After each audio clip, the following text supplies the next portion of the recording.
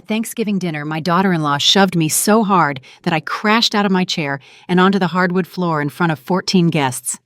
She pointed at me and laughed. "Why don't you just eat on the floor? That's where you belong." My son lowered his head and said nothing as the whole room burst into laughter. I looked at the broken chair. Then I pulled out my phone and made the call I'd spent 11 months preparing for. Thank you for being here with me. Before we begin, drop a quick comment and let me know where you're listening from and what time it is there right now. Your presence here truly matters. Just a quick note, this story includes some fictionalized details to bring the lesson to life. What matters most is the message it carries. My daughter-in-law pushed me out of my chair at Thanksgiving dinner, and I landed hard on the oak floor while 14 people laughed. I am Hazel Ashford, 68 years old, widow of Harold Ashford for 3 years, and owner of the restaurant chain we built together over 40 years. The woman standing above me in the cream silk dress was Colleen Ashford, my daughter-in-law of 11 years. She had just shoved my shoulder hard enough to send me sideways out of my seat. The chair collapsed completely beneath me. One moment I was sitting upright with my wine glass raised for a toast, and the next I was on the polished oak floor with broken wood scattered around me. The chair hadn't splintered, it had simply given way. Screws loosened just enough to fail under pressure, but not enough to be visible at a glance. I knew this because I had discovered the sabotage yesterday while setting the table. I had examined those loosened screws, testing each one, understanding immediately what someone had planned. Then I placed the chair back in its exact position without tightening a single screw. If they wanted witnesses, I would give them witnesses. 14 of them. The room didn't erupt the way you might imagine. 2 cousins laughed nervously, following someone else's lead. My son Brent, 42 years old and sitting at the far end in an expensive suit I had paid for, turned his face away completely. Lorraine Bentley, Colleen's mother, sat near the head of the table with her wine glass raised, covering her mouth as she laughed. My brother Gerald, sitting near the window, muttered, "Colleen, that's enough," just loud enough to be ignored. Colleen ignored him. She looked down at me, sprawled on the floor, waiting for me to cry or scream. Instead, I stayed exactly where I was for one long moment, listening, observing every face, cataloging every reaction. "Maybe you should eat down there, Hazel," Colleen said, her voice carrying across the room. "It suits you." I rose slowly. I did not dust myself off with frantic movements. I simply stood, straightened my dress, and walked back to the empty space where my chair had been. I remained standing. The smile I gave Colleen was small and controlled, and I watched it unsettle her more than any shouting could have. "Eat slowly, Colleen," I said quietly. "It's the last meal you'll ever enjoy that I paid for." The room went still. This was the silence of people trying to understand whether they had just heard a threat or simply an old woman's rambling. You might wonder why I didn't stop her, why I sat in that chair knowing what would happen, but you don't build a legal case on suspicion. You build it on witnesses. You build it on documented actions that can't be explained away later as accidents or misunderstandings. I needed Colleen to be exactly who she was publicly in front of people who would remember. I took out my phone. No theatrical flourish, no dramatic pause. I simply pulled it from my pocket and made a call. The number was already queued from this morning. Conrad Hewitt, my attorney of 23 years, answered on the first ring. He had been waiting for this call since 7 o'clock that morning. "It's done," I said quietly, turning slightly away from the table. "Send everything. All 3 orders." Conrad's voice was calm, professional. "All 3, starting now." The first order revoked every supplementary credit card I had ever issued in Brent or Colleen's name cards that paid for the mansion's $8,500 monthly maintenance, the leased luxury vehicles, the shopping trips averaging $23,000 a month. Those cards would stop working within the hour. The second order eliminated their access to corporate accounts they had never been authorized to use. Brent held the title of marketing director with a $95,000 salary. He had no signing authority, no ownership stake, no legal right to the accounts he and Colleen had been draining for over a year. The third order activated the morality clause in my will, the one designed specifically for this moment, stating clearly that my son would forfeit all inheritance rights if he engaged in or allowed a third party to cause me physical or psychological harm in the presence of witnesses.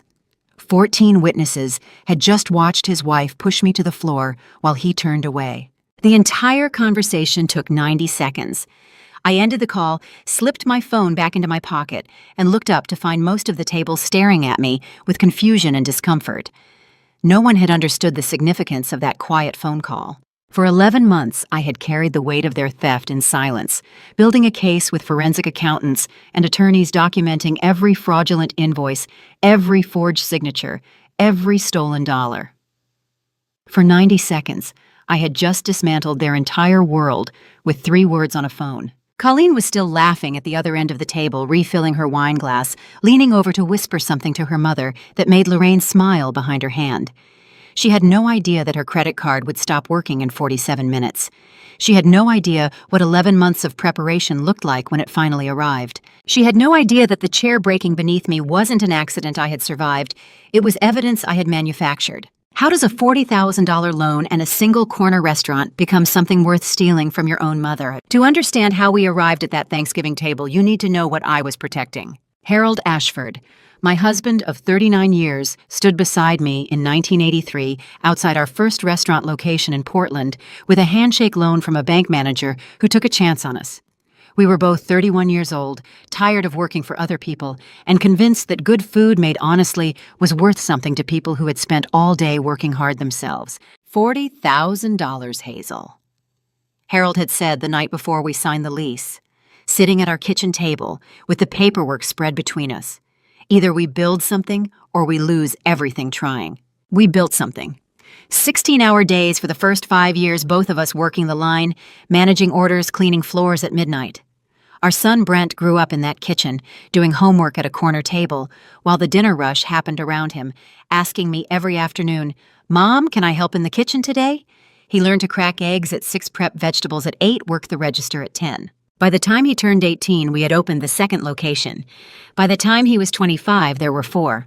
Harold used to say the restaurants were his second child, but I knew better. He loved them exactly as much as he loved Brent, and that balance shaped everything that came after. Harold died in 2022 from heart failure 3 years before that Thanksgiving dinner. It was quick 1 week in the hospital, then gone. The funeral was large. The sympathy cards filled 2 boxes. And that first night alone in our house, sitting in the same kitchen where we had signed that original loan agreement, I asked myself a question that should have been simple. Who will protect what we built? I thought I knew the answer. I was wrong about that for a very long time. The first year after Harold's death, I told myself Brent and Colleen were simply adjusting to the loss. The mansion they lived in required $8,500 a month in maintenance, landscaping utilities, a housekeeper pool service. The 2 leased luxury vehicles in their garage cost $2,200 monthly. Their credit card statements averaged $23,000. None of this was new. I had been quietly covering these expenses for years, telling myself it was temporary, that eventually they would stand on their own. Brent held the title of marketing director at the restaurant group. His salary was $95,000 a year. I had hired him myself, trained him, promoted him through positions he had earned by showing up and learning the business from the inside. But $95,000 a year does not support a $400,000 a year lifestyle. The mathematics were simple and damning. Every dollar beyond his salary, every mortgage payment on the mansion, every lease payment on the cars, every shopping trip to boutiques in downtown Portland came from corporate accounts he had no authorization to access. At dinner parties, I would hear him tell people, "I built something significant in this family business." He would gesture with his wine glass, wearing suits that cost more than some people earned in a month, describing strategies and initiatives as if he had conceived them himself, rather than simply executing plans I had already written. He called himself a businessman. He had never signed a contract I hadn't written first. Colleen would smile beside him and say things like, "Your mother is so generous with us, Brent. We're very lucky." And I would smile back, playing the role of the generous matriarch, while privately noting every expense, every assumption, every dollar that flowed out of accounts that should have been building toward the future rather than funding a present that had no foundation beneath it. You need to understand what 40 years means, not in numbers on a balance sheet, but in hours standing over a stove when your back hurt so badly you could barely straighten up, and decisions made at 3 in the morning about whether to make payroll or pay yourself, and every single day choosing to show up even when easier paths existed. 40 years is not an abstract number, it is a life. I had been watching the numbers shift for months, telling myself I was imagining things, that surely there was an explanation I was missing. Then in March of 2023, 8 months before that Thanksgiving dinner, my lead accountant asked to speak with me privately. Simone Gallagher had worked for me for 14 years. She was precise, careful, the kind of person who caught errors before they became problems. She waited until everyone else had left the office that evening, then came to my door carrying a blue file box, her hands shaking slightly as she placed it on my desk. "I should have come to you sooner," Simone said quietly, not meeting my eyes. "He told me it was approved by you. I knew it wasn't." "How much, Simone?" She opened the box. Inside were 47 invoices, each one printed on professional letterhead for a company called Whitmore Events, LLC. I had never heard of it. According to the invoices, we had been paying this company for event planning services, venue coordination, promotional consulting services. I had never authorized events I had never approved. $340,000, Simone said. 14 months, 47 invoices. I kept every one. She explained that Brent had told her these payments were part of a special marketing initiative I had personally approved, that I wanted them processed quickly, without the usual verification procedures. When she had questioned the unusual pattern, he had suggested that perhaps her attention to detail was becoming a problem, that maybe she should focus on her own responsibilities rather than questioning decisions made above her level. So she had processed the invoices, and she had kept copies of every single one, along with the emails where Brent had pressured her to move them through the system quickly, because some part of her knew exactly what I knew. The moment I saw that box my son had been stealing from me for over a year. My son had been there for every milestone, every opening, every expansion. I thought that meant something.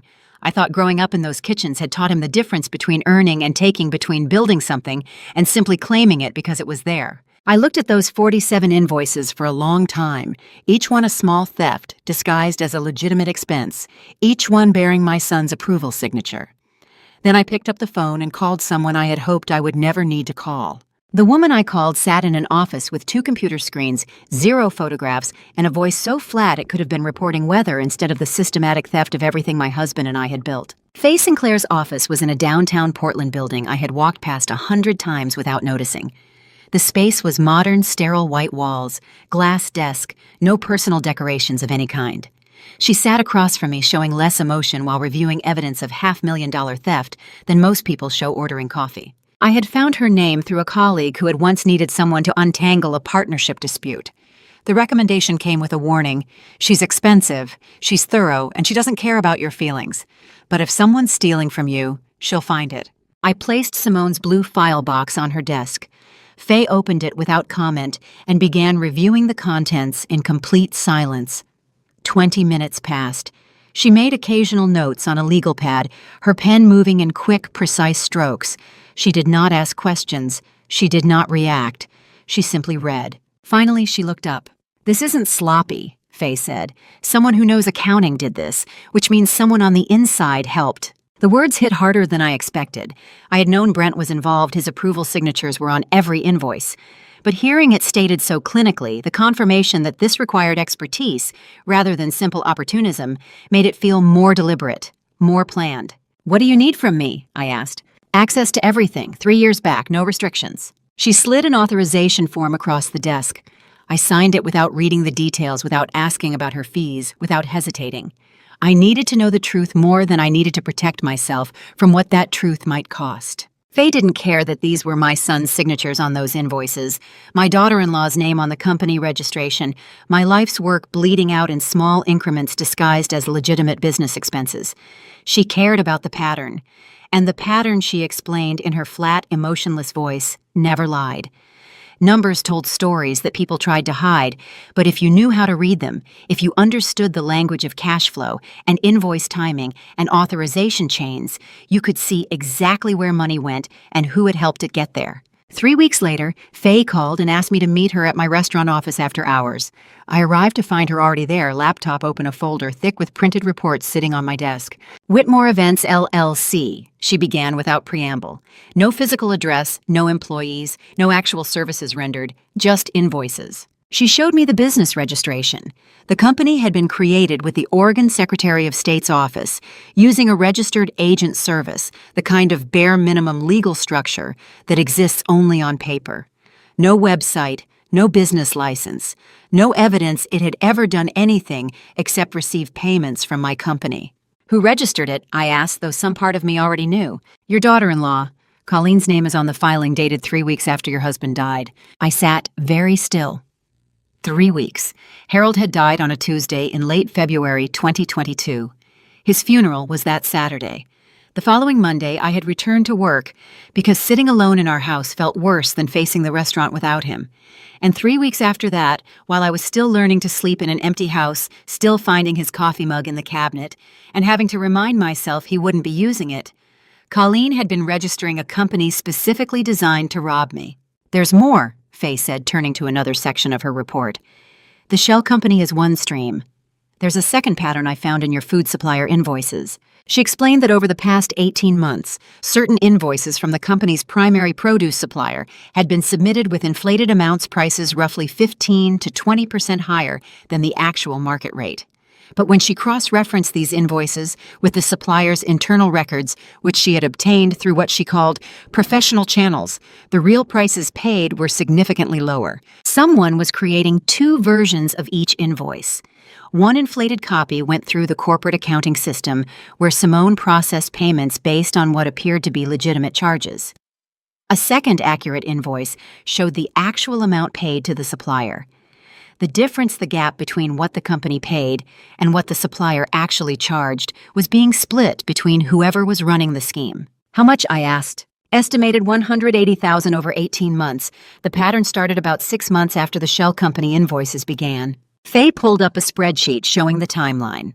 The shell company invoices had started in January 2022, 1 month before Harold died. The supplier scheme had begun that July. Both had continued steadily month after month right up until March, when Simone had brought me that blue file box. "Who's the supplier contact?" I asked. "Someone your son knows personally. They went to college together." Of course they did. This wasn't random opportunity. This was planned, coordinated theft using relationships Brent had built over years, exploiting access I had given him because I trusted that growing up in this business meant he understood what it cost to build what it meant to protect. Faye closed her laptop and looked at me with that same flat expression she had maintained since the moment I walked into her office 3 weeks earlier. "Total estimated theft, $520,000. I sat with that number for a long moment. It was more than we had spent to open the second restaurant location. It was more than some people earned in 10 years of full-time work. It was a theft so large and so sustained that it required planning coordination and the active participation of multiple people who had decided that taking from me was easier than building something themselves." I watched Faye's fingers hovering over her keyboard, ready to keep digging, ready to find whatever else might be hiding in those 3 years of records I had authorized her to access. "Is there more?" I asked. "Evidence tells you what happened. Law determines what you can do about it. And I needed more than spreadsheets to stop my son from selling what my husband and I had built." Conrad Hewitt's office sat on the 11th floor of a glass tower downtown, the kind of place where every surface gleamed and every document carried weight.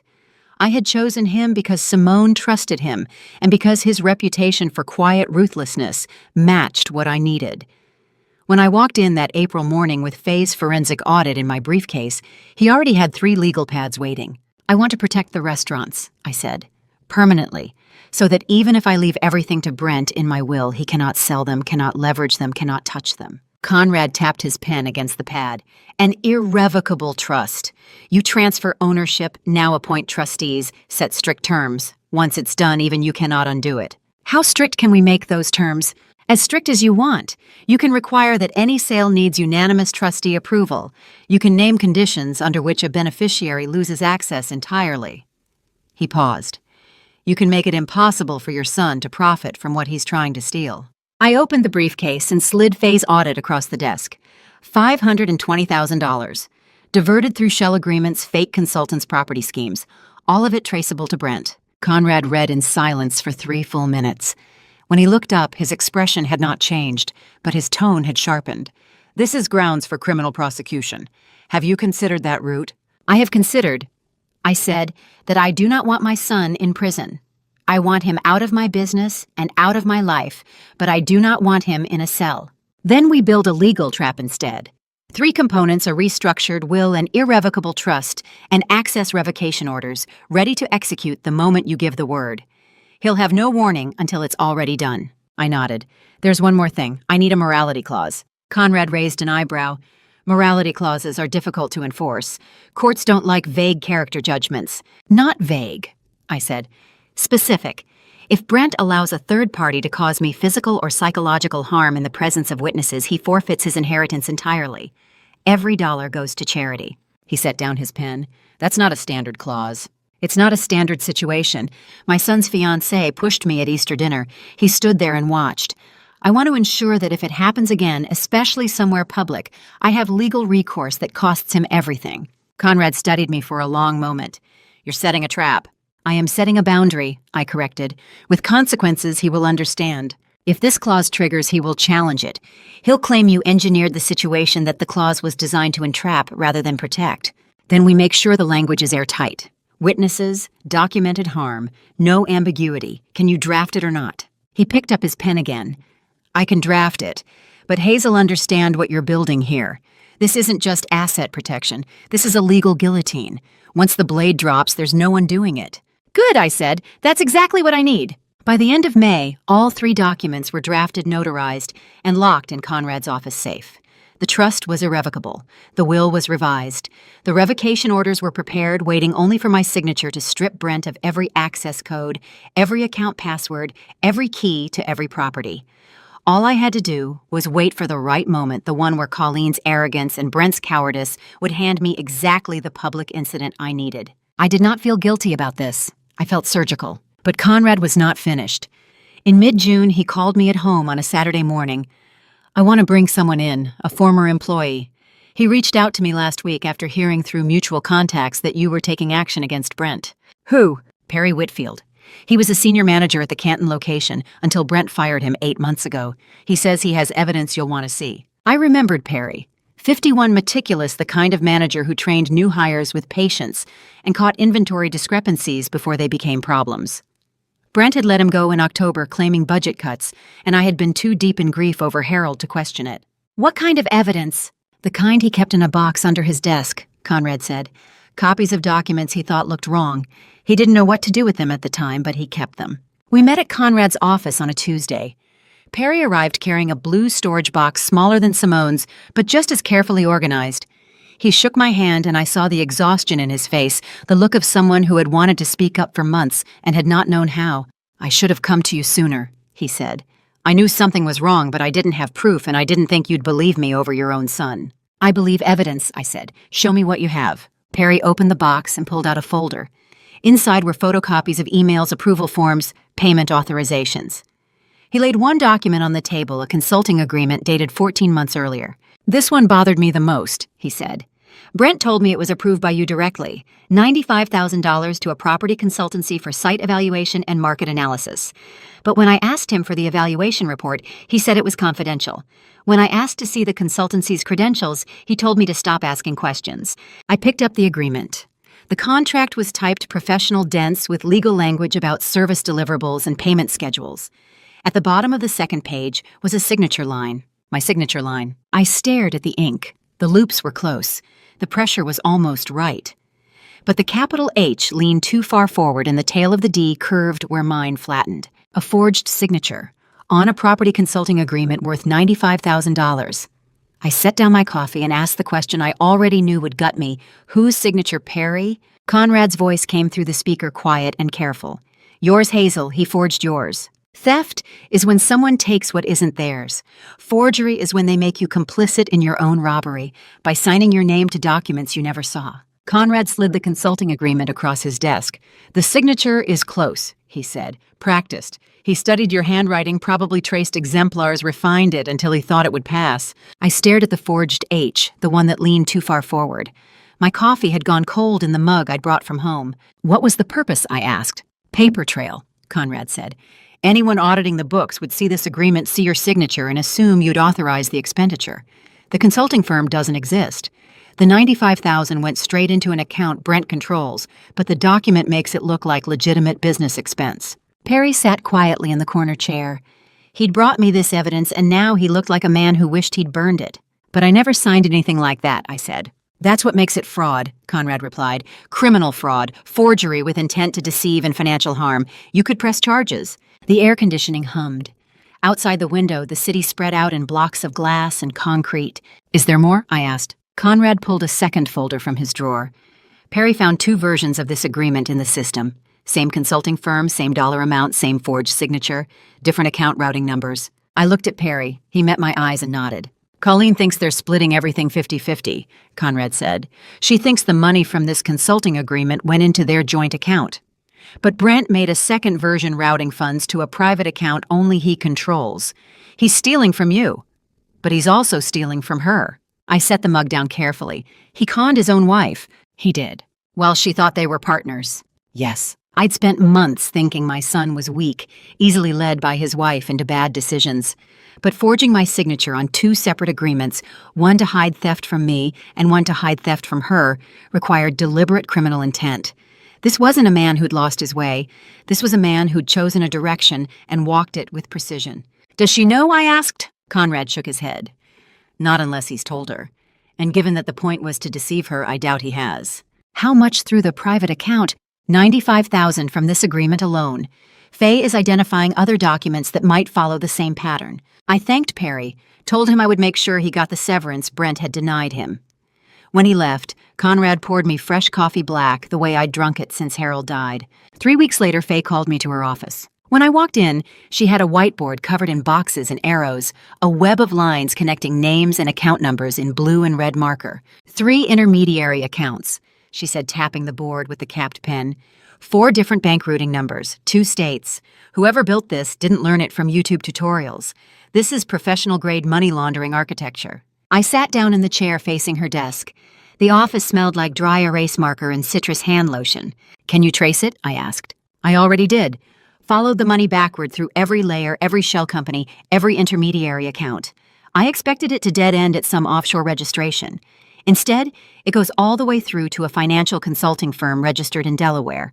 Owned by whom? Faye rotated her screen toward me. I saw the firm name, the registration date, the business address. The address matched the house where Lorraine Bentley lived. I read the line 3 times the numbers, and street name refusing to reorganize into something that made sense. Your daughter-in-law's mother, Faye said quietly. She didn't just help Colleen set this up. She built the entire infrastructure, the shell companies, the intermediary accounts, the routing structure. This has her fingerprints on every layer. I thought about Lorraine at my Thanksgiving table, the way she'd smiled when I'd served the sweet potato casserole I'd been making for 40 years. I thought about her laugh, high and bright, the sound of someone who found the world amusing.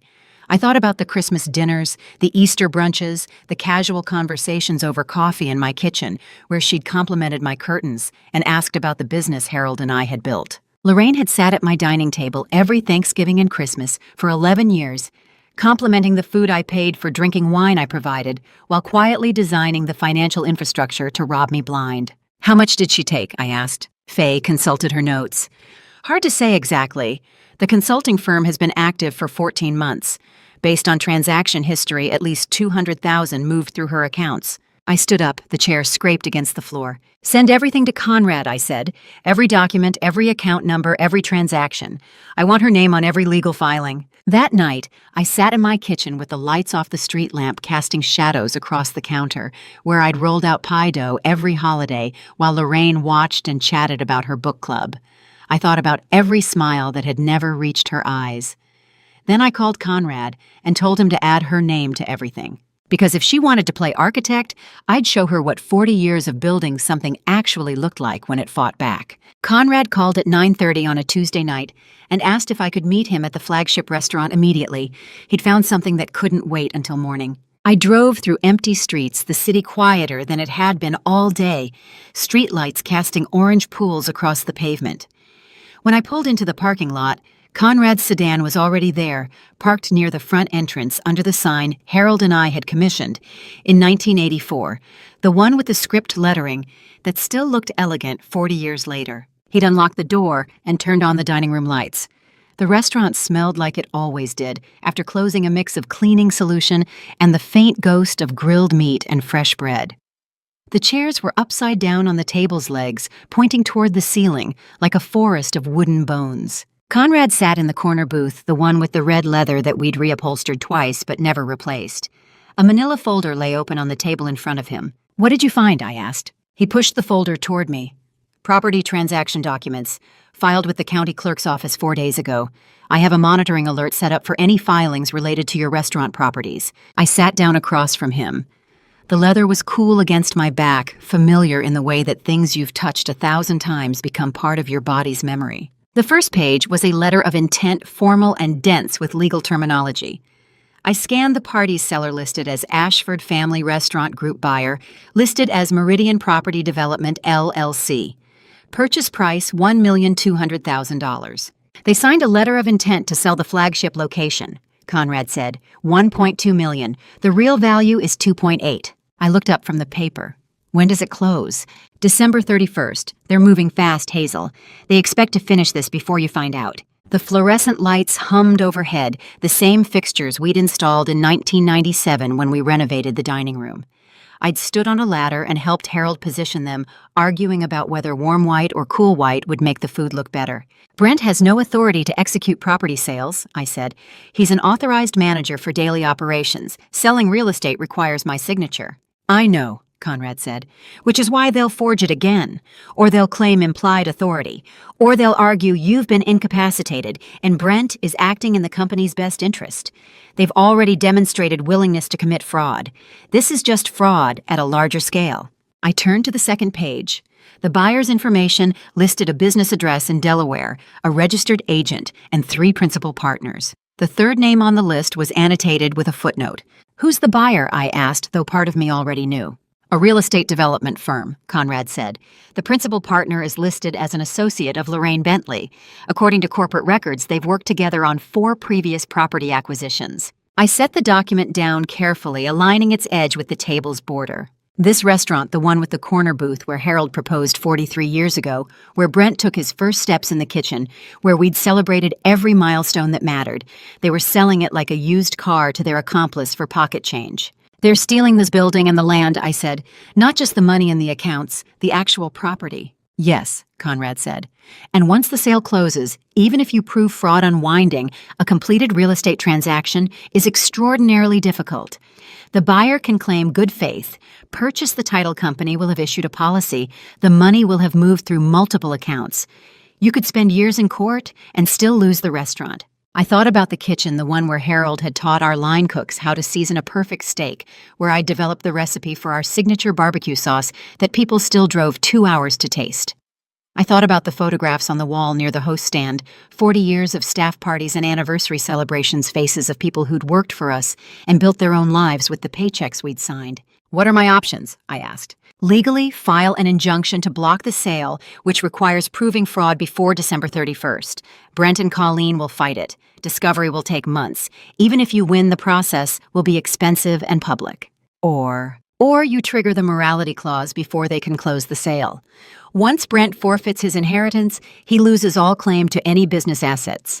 The letter of intent becomes void because the seller no longer has any ownership interest to convey. The booth's leather creaked as I shifted position. Harold and I had picked out this exact table in 1983, carried it in from the delivery truck ourselves, because we couldn't afford movers. When is your Thanksgiving dinner? Conrad asked. November 23rd. That gives us 3 months. We finalize the irrevocable trust record, it with the county have all the access revocation orders prepared and notarized. The moment Colleen creates a public incident with witnesses present, you trigger the morality clause. Brent forfeits everything. The sale agreement dies. I'd been building a careful legal fortress brick by brick across months, but they'd just lit the fuse on a bomb set to explode December 31st.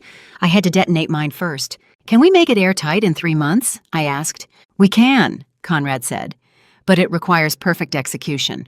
One mistake, one witness who doesn't show up, one word out of place, and Brent can challenge the clause activation. You get one chance. Then we make it perfect. Conrad closed the folder. You're certain about this? Once we set Thanksgiving as the trigger date, there's no pulling back.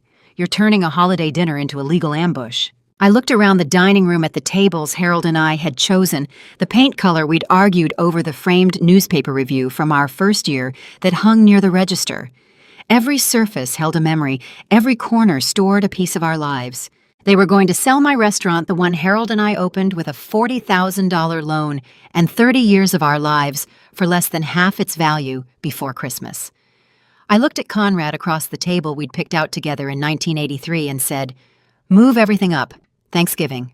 Between the decision in August and Thanksgiving dinner in November, There were 87 days, each one a deliberate step toward a confrontation I was no longer trying to avoid. Conrad and Faye came into my study 3 times in September, twice in October. We sat at the mahogany desk Harold had built himself in 1989, papers spread across the surface like a battle map, going over the sequence until we could recite it without notes. "The sequence has to be exact," Conrad said during our first meeting, his pen tapping against his legal pad. "She acts publicly. You trigger immediately. We meet the next morning with all evidence prepared." "What if she doesn't take the bait?" I asked. Faye looked up from her audit spreadsheet, the one that now documented over $700,000 in theft across multiple schemes. "She will. People like Colleen always do. They can't resist when they think they've already won." We reviewed the trust documents, the revocation orders, the morality clause activation protocol. Every piece had to lock into place perfectly. No gaps, no room for Brent's lawyers to wedge in an appeal. The papers smelled like fresh ink and expensive bond stock, the kind that held up in court for decades. On October 15th, I sent Thanksgiving invitations. I used the formal cream cardstock I'd ordered every year since 1985, the ones with my name embossed at the top in script that matched the restaurant sign. Dinner at 6 traditional menu casual attire. I invited my sister Margaret and her husband, Brent's cousins, who lived 2 states away, Simone and her adult children, Harold's brother Thomas, who still lived in the old neighborhood. And I made absolutely certain Lorraine Bentley received hers. She RSVP'd yes within the hour. Of course she did. She thought she was coming to watch me serve her daughter and my son a meal while they secretly prepared to steal my business. She had no idea she was accepting an invitation to her own exposure. You might think I should have just confronted them all directly, ended it without the theater. But legal protection isn't built on conversations. It's built on documented actions witnessed by people who have no reason to lie. I needed my sister to see what happened. I needed Simone, who'd worked for me for 30 years, to watch. I needed witnesses who would testify truthfully because they had nothing to gain and everything to lose if they lied under oath.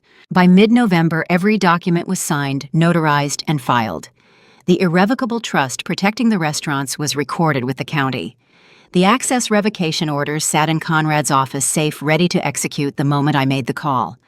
The morality clause activation letter was drafted, printed, and sealed in an envelope with Brent's name written across the front, in my own hand. 14 people had confirmed attendance, 14 witnesses. The trap was set. All I needed was for Colleen to spring it. Before I tell you what I discovered in my own dining room the day before Thanksgiving, I need to know if you found proof someone planned to hurt you publicly. Would you confront them immediately or wait for witnesses? Comment: A for confront, B for wait, and tell me why in one sentence. Please note what follows contains some recreated details for storytelling purposes, but the lesson is what matters. November 22nd arrived cold and gray, the kind of late autumn day where the light never quite brightened and the wind carried the smell of coming snow. I spent the morning preparing the house, the same routine I'd followed every Thanksgiving for 40 years. I washed the good china, polished the silver, set out the crystal glasses that had been Harold's mother's. In the afternoon, I moved to the dining room to arrange the table. I always sat at the head, the chair closest to the kitchen, so I could move easily between serving and sitting.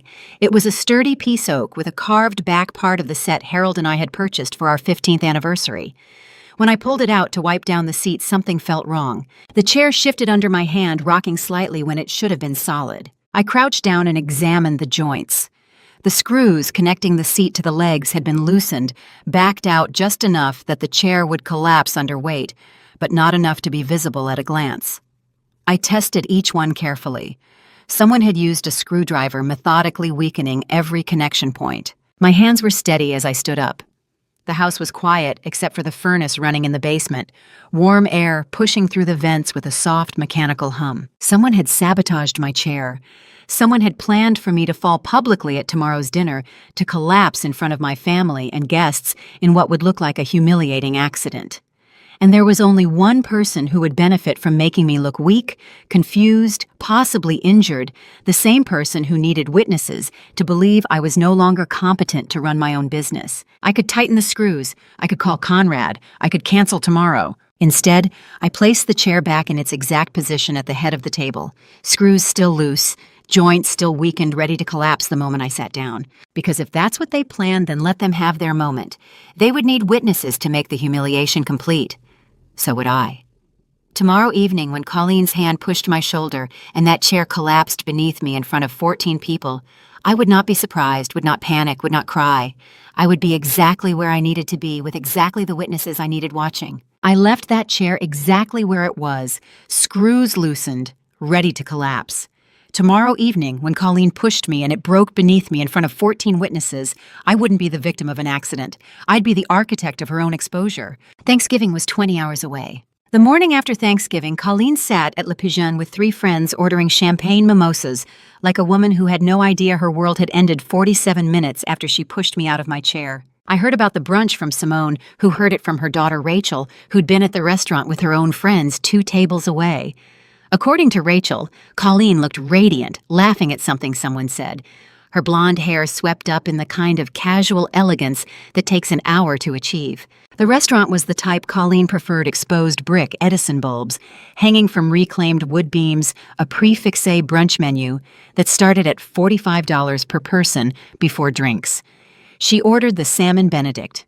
Her friends ordered variations on eggs and artisan toast. They toasted to the holiday glasses, clinking in the mid-morning light filtering through the tall windows. Colleen had no idea that while she was selecting her entree, every credit card in her wallet had been systematically deactivated. When the bill arrived, $340 for 4 people, she pulled out her primary card with the easy confidence of someone who'd never had a transaction declined in her life. The waiter returned 30 seconds later, polite but firm. "I'm sorry, ma'am, this card was declined. Do you have another?" Colleen laughed, the kind of embarrassed sound that assumed a simple technical error. "That's strange. Try this one instead." The waiter disappeared again, returned. "I'm sorry, also declined." The laughter died. Colleen's face went carefully blank as she handed over a third card, this one from a different bank. Her friends had stopped talking, their attention suddenly fixed on their empty plates and half-finished water glasses. The waiter came back a third time. "Ma'am, I'm afraid—" "I don't understand," Colleen said, her voice tight and thin. "There must be some mistake." Melissa Vaughn, one of Colleen's brunch circle, a woman in her early 40s with kind eyes and the practiced diplomacy of someone who'd watched friendships implode over smaller humiliations, then this quietly pulled out her own card. "I'll get this one, Colleen. Don't worry about it." Rachel told Simone that Colleen tried to argue, tried to insist she'd pay Melissa back, but her voice had lost its certainty.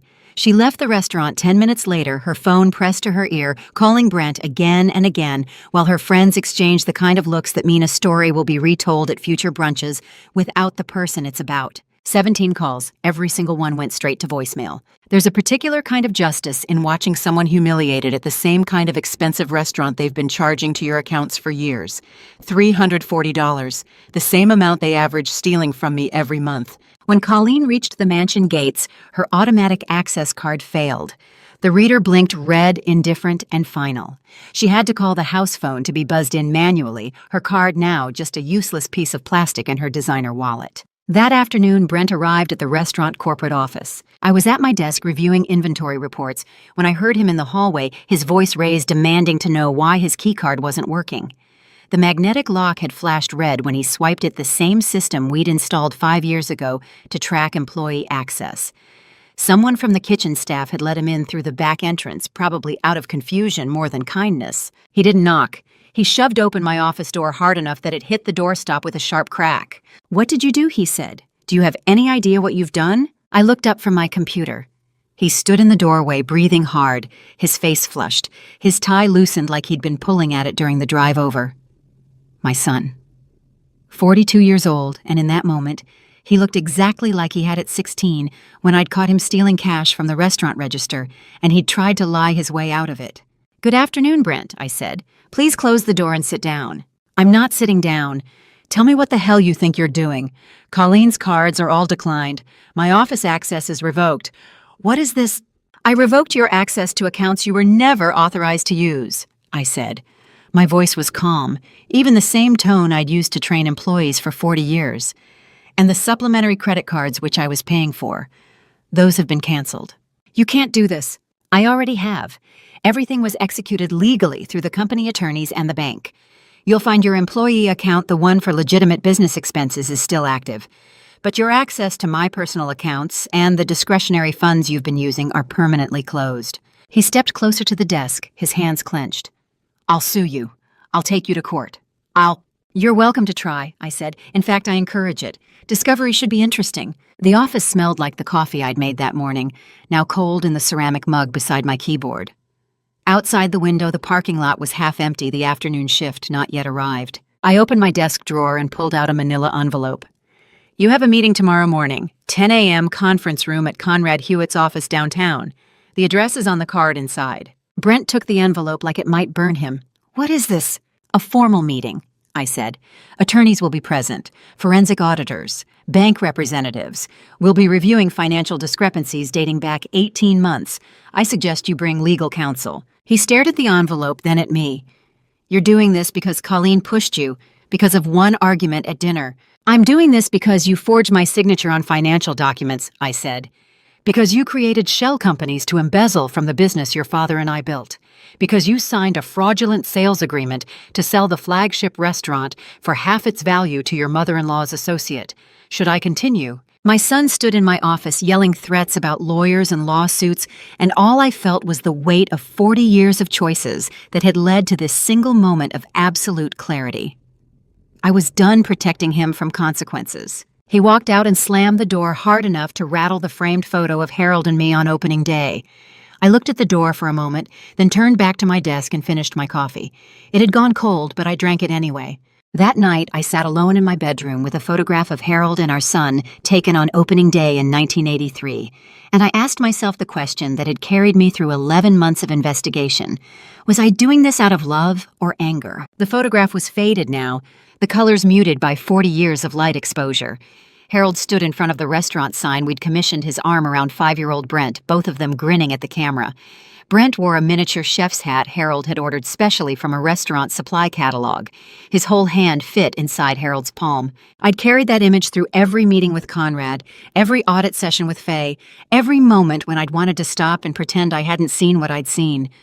The boy in the photograph deserved a father's legacy protected. The man who'd forged my signature deserved consequences. But the answer, when I found it in the quiet of my bedroom with only the streetlight outside for company, was simpler than I'd expected. I didn't do this because I stopped loving him. I did this because I never stopped. Real love doesn't mean watching someone destroy everything your husband built and calling it family. Real love doesn't mean funding your son's fraud because confronting it feels too hard. Real love, the kind Harold had taught me by example across 40 years of marriage, meant protecting what mattered, even when protection looked like punishment. Harold, I whispered to the photograph, my thumb tracing the edge of the frame. I hope I'm doing this right. I hope you'd understand. The house was silent. Tomorrow would not be. At 10 o'clock the next morning, I walked into the conference room at Conrad's law firm. 12 leather chairs surrounded a polished table. A projection screen covered one wall. The room smelled like expensive furniture polish and fresh coffee from the carafe set up on the credenza. Floor-to-ceiling windows overlooked the city-gray November light filtering through thin clouds. Conrad was already seated at the head of the table. Faye sat to his right, with her laptop open, audit files stacked beside her in neat columns. Kenneth Draper, the bank's senior fraud investigator, sat at the far end with 3 thick folders and the expression of someone who'd seen this pattern before, middle-aged graying at the temples, the kind of methodical precision in how he arranged his pens that told you he documented everything. Simone arrived carrying her blue file box. Perry came next with a USB drive in his shirt pocket. They sat together on the left side of the table, witnesses who'd kept evidence because they'd known this day would come. Brent and Colleen walked in at 9:58, accompanied by Raymond Foster, the attorney Brent had hired that morning. Foster was younger than I'd expected, maybe 45, with the confident stride of someone who thought he'd walked into a standard family business dispute. He wouldn't look that confident in 90 minutes. Lorraine appeared on the video screen via conference call from her lawyer's office in Seattle. She sat perfectly still, her face carefully neutral, her hands folded in her lap just outside the camera frame. Conrad began with formal introductions and a statement of purpose. Then he turned the floor over to Faye.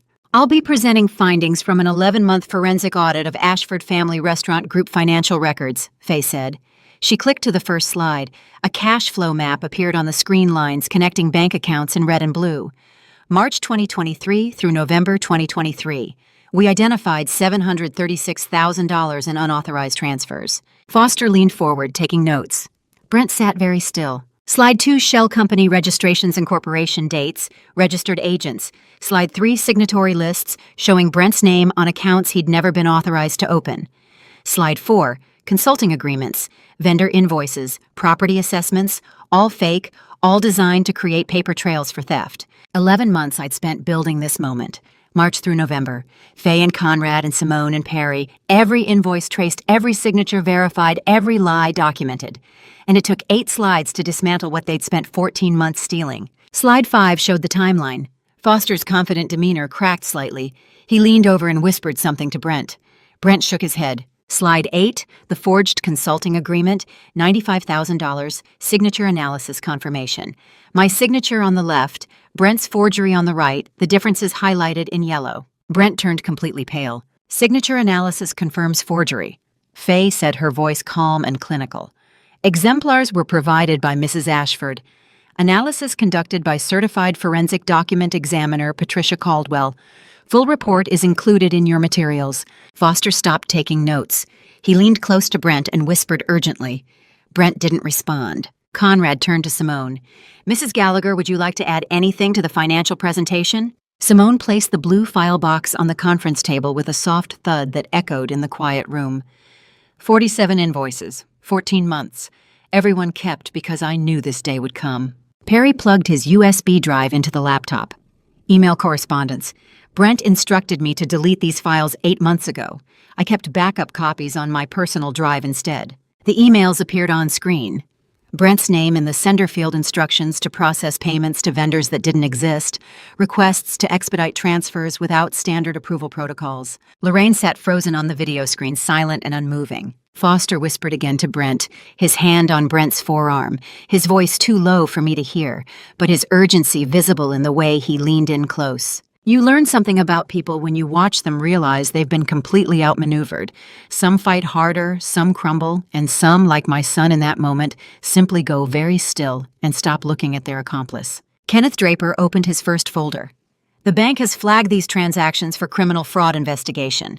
We'll be filing a formal report with the district attorney's office by end of business today. Colleen's hands gripped the armrests of her chair, knuckles white against the black leather. Brent turned slowly to look at Colleen. She looked back at him. And then very slowly, with Raymond Foster still whispering urgent legal advice neither of them was hearing, they stopped looking at each other entirely. The alliance was over. Raymond Foster requested a 15-minute recess, and when everyone returned to the conference room, Brent had made a decision. He was going to save himself, even if it meant destroying Colleen in the process. The air conditioning hummed during the break. I stood by the window, watching the city move below, cars merging, pedestrians crossing intersections. The ordinary rhythm of people who weren't sitting in a conference room watching their family dismantle itself with documented evidence. When we reconvened, Brent looked different. His shoulders were set straighter. His hands rested flat on the table instead of fidgeting with his pen. Raymond Foster had coached him during that 15 minutes, and whatever strategy they'd settled on Brent had committed to it completely. Conrad reopened the floor. Mr. Ashford, would you like to respond to the evidence presented? Brent cleared his throat. I knew about the company, the consulting firm, but it was Colleen's idea. Her mother set it up. I just signed what my wife told me to. Colleen's face went white, then immediately flushed red. What? Lorraine designed the whole structure. Brent continued, his voice gaining confidence. The shell accounts, the intermediary transfers, all of it. I went along with it because Colleen said it was legal tax planning. You forged your mother's signature, Colleen said, her voice rising sharp enough to cut. You coordinated the supplier invoices with your friend Marcus. You negotiated the warehouse sale with the property firm. Don't you dare pin this on me. I signed what you gave me. You created the consulting agreement. You showed it to me and said it was already approved. That's not. You told me the restaurant sale was your idea.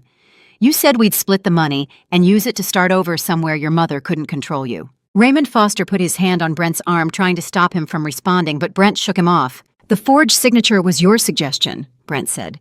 You said no one would check. I never said that.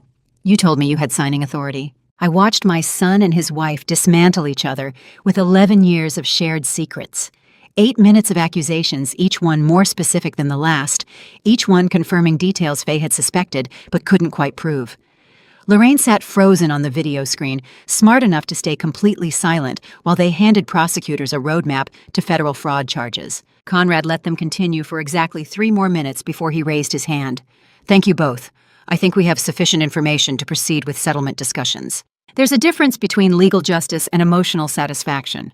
The law says they must repay the money or face suit, but watching them destroy each other's credibility for 8 straight minutes without me saying a single word, that was something else entirely. That afternoon, after Brent and Colleen had left with Raymond Foster trailing behind them, looking like he'd aged a decade, only Conrad Kenneth Draper and I remained in the conference room. Conrad spread the settlement documents across the table. 5 points. First, full repayment of $520,000 within 90 days. If they fail to pay, we file civil suit immediately. I nodded. Second, the restaurant sale agreement is void. Brent had no legal authority to execute property transactions. The letter of intent is being formally withdrawn today. Third, the morality clause has been officially triggered per the terms established in your revised will. Brent forfeits all corporate inheritance rights effective immediately. Kenneth Draper opened his folder. Fourth, documentation of the forged signature is being forwarded to the FBI for criminal fraud investigation. The bank is required to report this under federal law. They'll want to speak with you directly. And fifth, Conrad said, complete files on Lorraine Bentley's shell company network are being sent to both the IRS and the FBI. Her involvement constitutes organized financial fraud. That's out of our hands now. He slid the papers toward me. How do you feel? I picked up the pen, the weight of it familiar in my hand. Like I just finished a very long project. I signed each page where Conrad had marked with small adhesive flags. My signature looked nothing like the forged one Brent had created. Mine was steady, practiced real. 3 weeks later, in mid-December, Brent and Colleen had vacated the mansion completely. I walked through the house alone on a Thursday afternoon. The cleaning service had been through that morning. Everything smelled like lemon polish and fresh laundry. My footsteps echoed on the hardwood floors in a way they hadn't when the house was full of tension and voices. I stopped in the dining room. The table was the same the one Harold and I had picked out together in 1983, but the chair at the head, my chair, the one someone had sabotaged before Thanksgiving, had been replaced with a new one from the same furniture maker. Conrad had arranged it as a gift, matching the original design exactly. I pulled it out and sat down. The wood was solid under my weight, stable and firm. No wobble, no loosened screws, no deliberate sabotage waiting to collapse. "This is still my table," I said aloud to the empty room. "This has always been mine." The house answered with silence, but it wasn't the tense quiet of months past when I'd walked carefully to avoid confrontation. This silence was different, peaceful, clean. I'd expected to feel something sharper when they finally left triumph, maybe, or vindication. But what I felt walking through those empty rooms was simpler and deeper. This house was finally mine again, and the silence wasn't emptiness. It was permission to breathe. Through the dining room window, I could see the neighbors across the street putting up their holiday lights, white and gold this year, strung carefully along the eaves of their colonial. The Hendersons always decorated the week before Christmas, their grandchildren helping with the lower strands, while Mr. Henderson handled the latter work. Christmas was 3 weeks away. I had nowhere I needed to be, and no one I needed to perform for. It was, I realized, the first December in many years that actually felt like mine. But there was still one more thing I needed to find. 2 weeks after Christmas, while organizing my office at the flagship restaurant, I found Harold's notebook tucked behind 20 years of tax records I'd been meaning to digitize. It was hidden in the back of the bottom drawer, waiting patiently in the dark. The leather was worn soft at the corners, dark brown, fading to tan, where his hands had held it so many times. I recognized it immediately. He had carried that notebook everywhere during his last year, scribbling notes between appointments, jotting down ideas at the kitchen counter, while I made breakfast on quiet mornings. After he died, I had placed it somewhere safe and then spent months forgetting exactly where that somewhere was. I pulled it out carefully, the drawer sticking slightly on its metal rails. The office smelled like old paper, and the faint ghost of that morning's coffee already gone cold in the pot by the window. The kind of smell that belongs to a place that has held a lifetime of work within its walls.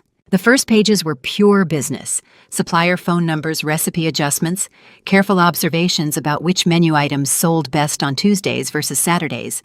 His handwriting slanted right, quick and efficient, the same familiar script I had read on grocery lists and anniversary cards for 40 years. Seeing it again made my chest tighten in a way I hadn't expected. Halfway through the notebook, the entries shifted. Less about inventory and food costs, more about legacy and the future he knew he wouldn't be there to see. November 2022.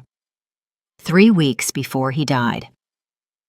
Talked to Brent today about taking over operations. He said all the right things, but I'm not sure he meant them. Not sure it matters. The restaurant will outlive both of us if it's supposed to. December 2022. 2 weeks before the stroke. Simone asked me what happens if Brent doesn't want to run the place. I told her I wasn't worried. Truth is, I am worried, but not about the restaurant, about Brent. He wants the value, not the work. And then dated December 8th, 2022, 10 days before Harold died. 1 page with just 3 sentences written alone in the center, as though he had given them plenty of room to breathe. Hazel knows what to do. She always has. The restaurant doesn't need to be left to anyone. It needs to be left with her. I sat down in my desk chair, the notebook open in my lap, and read those words again and again. The winter sun came through the window at a low angle, pale and cold, throwing long shadows across the office floor, like arms reaching across the room. He had always known. I had spent 11 months constructing a legal case, gathering evidence, building a defense against theft and betrayal, and Harold had understood the answer for 40 years. Not Brent. Not some mythical next generation who would arrive and carry the torch forward. Me. The person who had been there from the very beginning, who had rolled out pie dough at 4 a.m. and balanced the books at midnight, who had believed in what we were building together, even when the bank told us we would never make it past year 2. What Harold left me was not simply a business or a building or even a name. It was trust, the quiet, unshakable kind that does not need to be spoken aloud, the kind that sits patiently in a leather notebook for 2 years, waiting to be found at exactly the right moment. I placed the notebooks in my top desk drawer, where I could see it every morning when I opened the office. I hope you'd be proud of what I did, I whispered to the empty room, to the memory of him that lived in every corner of this place. I hope you'd understand. The radiator clicked and hummed. Outside in the kitchen, someone had started the evening prep early.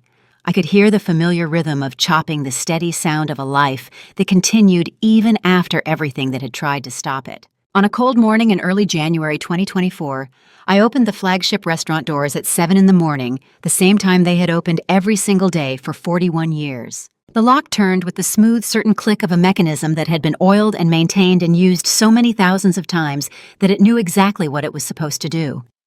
Cold air rushed in sharp and clean, carrying the smell of winter and the distant, quiet promise of snow somewhere on its way. Simone arrived 5 minutes later, carrying 2 paper cups from the coffee shop 3 blocks over. "Morning," she said, handing me one. "I brought you the good coffee today." "You always bring this good coffee, Simone." "Only when you deserve it."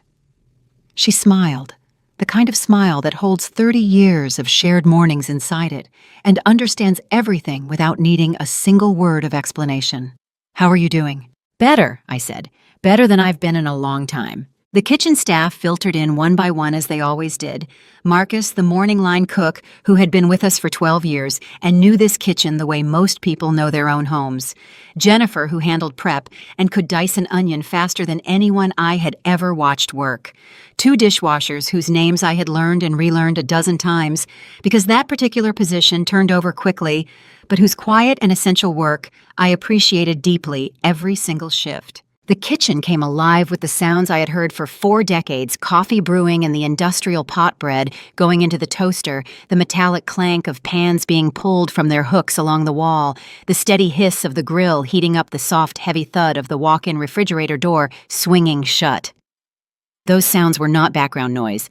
They were the heartbeat of the place. I stood behind the front counter and looked out across the empty dining room in the pale winter morning light. The tables were set perfectly from the previous night's closing shift, silverware wrapped in paper napkins, salt and pepper shakers, centered precisely on every surface. In 3 hours, the first customers would arrive for the breakfast rush. In 6 hours, the lunch crowd would fill every booth and leave no seat untaken. The day would unfold exactly as it had unfolded thousands of times before.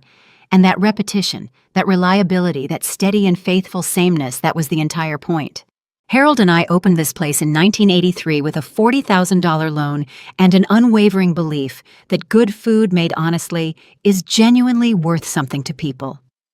That a meal served with care means more than just calories consumed. That a restaurant could be something greater than a business. It could be a place that truly mattered in the life of a neighborhood and the people who lived within it. 41 years later, standing in the same spot where I had stood on opening day as a younger woman, with everything ahead of her and nothing guaranteed, I believed it more than ever. 41 years of opening that door at 7 in the morning, through recessions and health scares, through Harold's funeral and Brent's betrayal, through every cold season and difficult year that tried to convince me I should close or sell or simply give up and let someone else decide what this place was worth. And I am still here, still opening it, still believing in every single thing we built together. The door opens at 7. It has always opened at 7 through 41 years of mornings and through everything the world has thrown against it. And as long as I have anything to say about it, it always will. And to you listening to my story, remember this. Love doesn't mean letting people destroy what you've built, just because they share your blood. For years, I made the mistake of confusing enabling with loving in our family drama. I thought protecting my son meant shielding him from consequences, funding his life without question, turning a blind eye when the numbers didn't add up. Don't make my mistake. Real love sometimes looks like a closed door, a revoked card, a firm no, when every instinct tells you to say yes. The hardest lesson I learned is that protecting a legacy isn't selfish, it's sacred. Harold and I built those restaurants with 40 years of early mornings and late nights, and honoring that work meant refusing to watch it dismantled by theft, disguised as family entitlement. I believe God gave me the strength to stand firm when every voice told me to fold to gather evidence, when grief wanted me to ignore it. Revenge stories with Mom fighting for what's right aren't about anger, they're about protecting what we built with love. If you've ever faced something similar family drama that tested everything you believed about loyalty, leave a comment and tell me your story. These revenge stories with Mom remind us we're not alone in standing up for ourselves.